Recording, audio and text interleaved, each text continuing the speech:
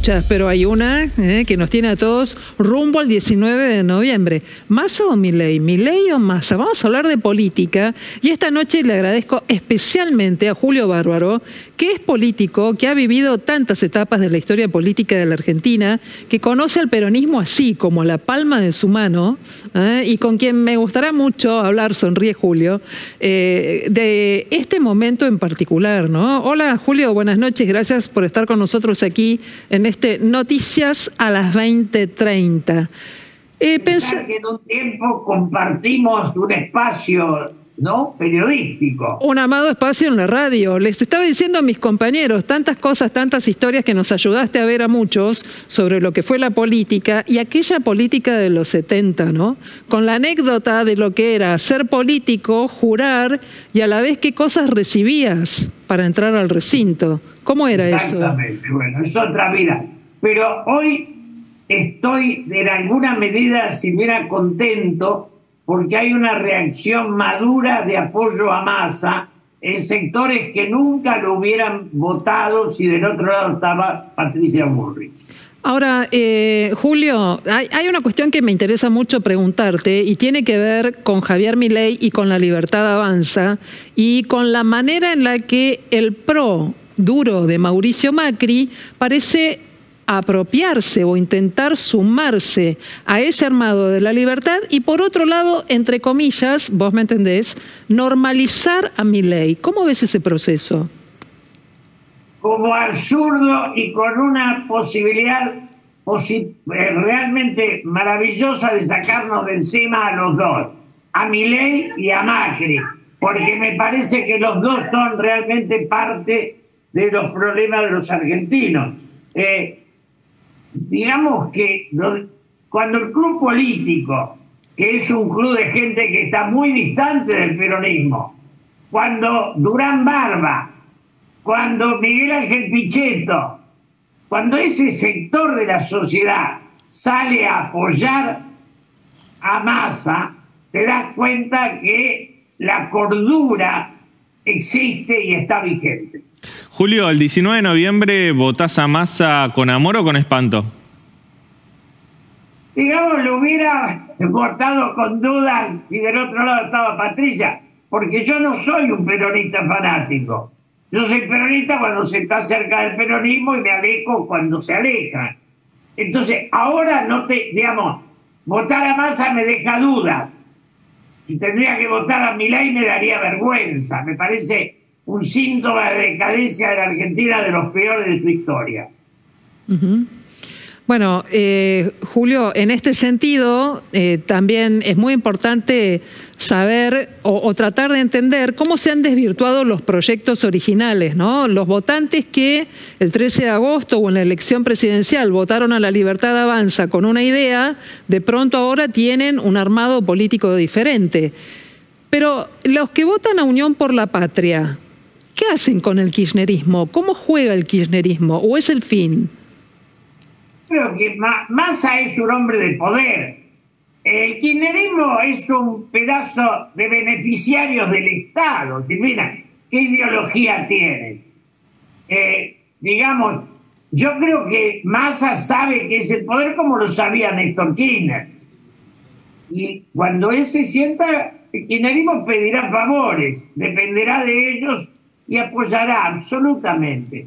En la Argentina, si el presidente tiene conciencia de usar el poder, el resto de la opción oficialista no existe. ¿Vos pensás que se puede repetir aquel esquema que Néstor Kirchner aplicó sobre Eduardo Duhalde? Duhalde lo fue a buscar, Kirchner accede a la presidencia, Menem se bajó del balotaje y Néstor Kirchner se encargó de pasar a la historia a Duhalde y de construir un proyecto propio. ¿Pensás que eso es lo que va a hacer Sergio Massa? Sí, claro.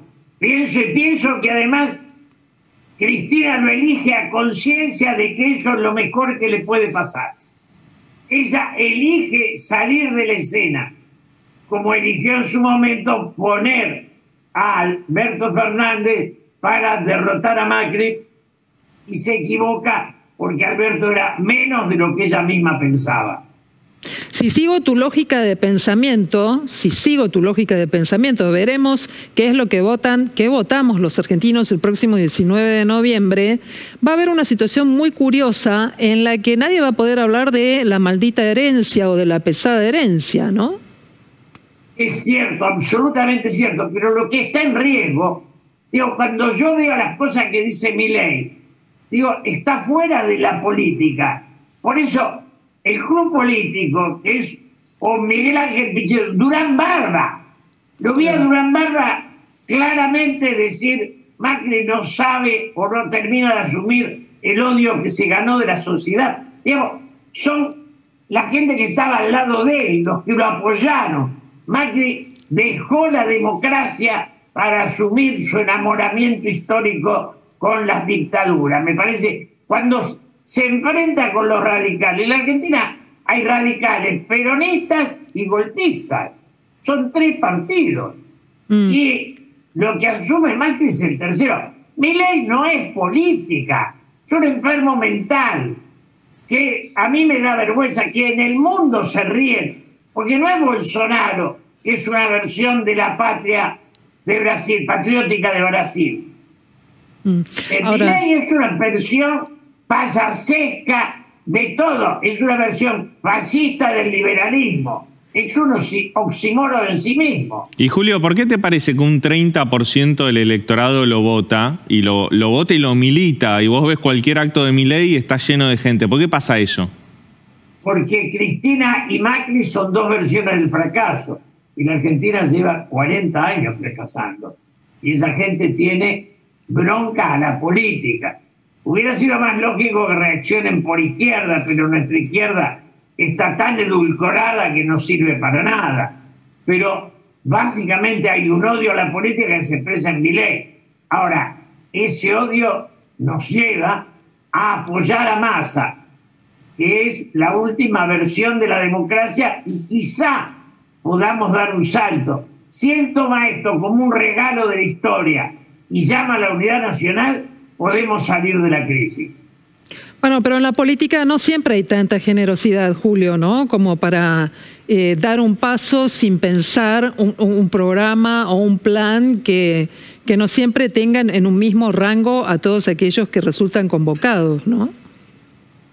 Es cierto, Silvina, pero también es cierto que los dirigentes políticos argentinos no pueden caminar por la calle.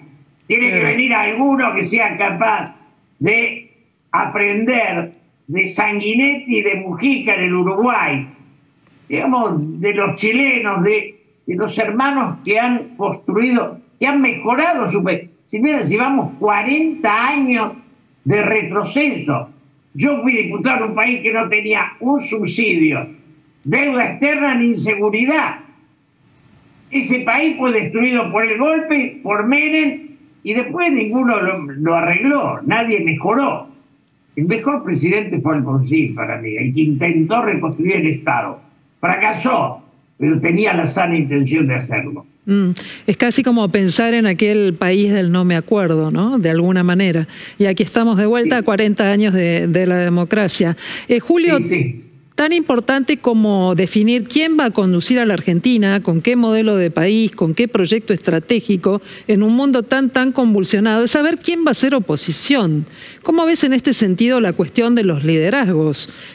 Porque vos cuestionás y decís que Macri fracasó y Cristina también, pero no podemos dar por hecho que se jubilaron, que se retiran. Yo creo que si pierden Macri y Milei desaparecen, y la oposición real va a ser el radicalismo, que es una estructura que fue creciendo y que tiene un pensamiento.